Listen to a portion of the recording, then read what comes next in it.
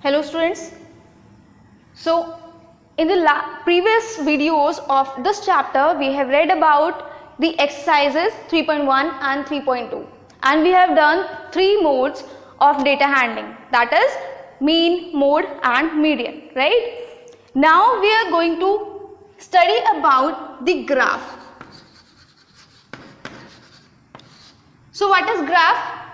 Graph is of many types like bar graph,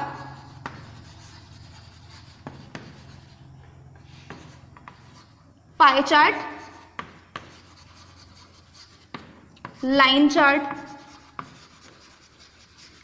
But in this chapter we will only study about bar graph. Alright. So what is bar graph?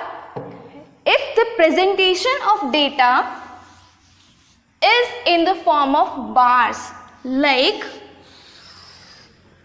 we have some data and we represent the data in the form of this bars, these bars, then this representation of the data is known as bar graph. Alright. Bar graph is of two types. First is single bar graph and another one is double bar graph.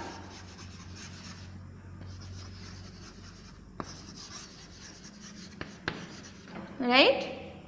So this is the single type of bar graph. Now first we will study about the single type of bar graph. Let's take an example. Suppose we have a data of a student having marks of a test, right? Like marks out of 10, okay, and subject. For the representation in the graph, we need two identities. First is this and second one is this. Alright. So first is marks. We will take the subject as English, Hindi, math and science. Okay. And the marks are 5, 6, 8, 9. Okay. So how we will represent this data into the bar graph? Any bar graph consists of two axes. This horizontal axis is known as x-axis. Vertical axis is known as y-axis. Okay. Where these axes meet, this is denoted as 0. Okay. Now we will classify or denote the data. Suppose I am writing 1, 2, 3, 4, 5, 6, 7, 8, 9 and 10. Okay. Here English, Hindi, math and science. Okay. So we have English 5 marks. So how we will represent?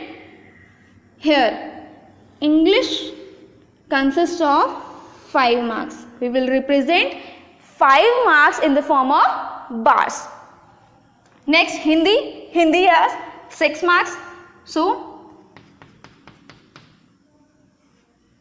this is the representation of Hindi. Now maths. Maths consists of 8 marks.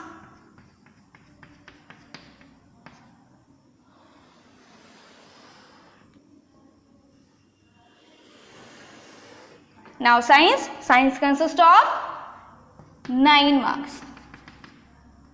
So this is how we represent the data in the bar graph. Alright. This is the single bar graph. Suppose we have these marks are of first semester. Okay. Now we have marks for second semesters also.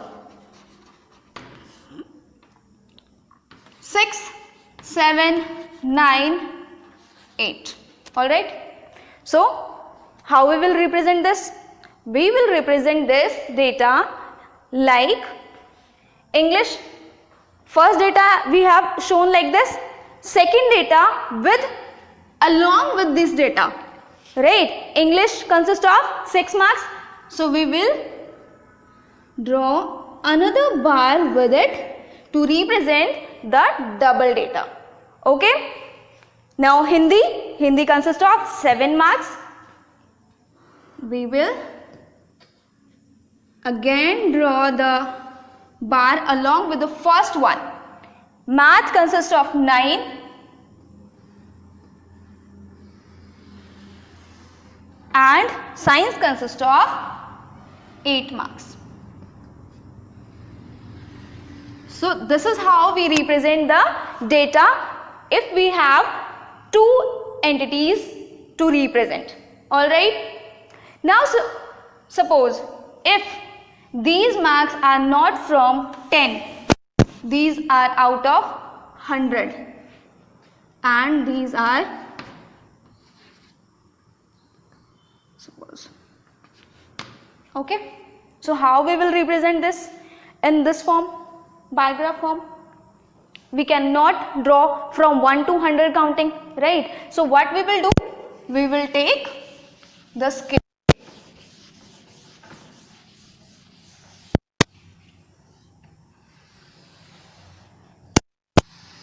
This is x-axis and this is y-axis. Now we will take a scale 20, 40, 60, 80, 100. This scale will remain same throughout the graph, right? Like if I have taken the gap of 20, then throughout the graph it will remain 20. Alright? It will not change or it will not be random. So for this data we can take 10, 20, 30, 40, 50, 60, 70, 80 and 90. Up to 90 we can draw all these marks, right? So first subject is English, second is Hindi, third is math and fourth one is science. So how we will represent? So English consists of 65 marks, but in the graph we don't have 65, but we know that will consist, 65 number will consist between 50 and 60, right? So we will represent it like this, between the 50 and 60. Okay. Next is 76. 76 will be in between 60 and 70. So it will be represented as like this. Now maths has 88 marks, that will consist between the 80 and 90. So I can draw like this. And science consists of 79 marks, that is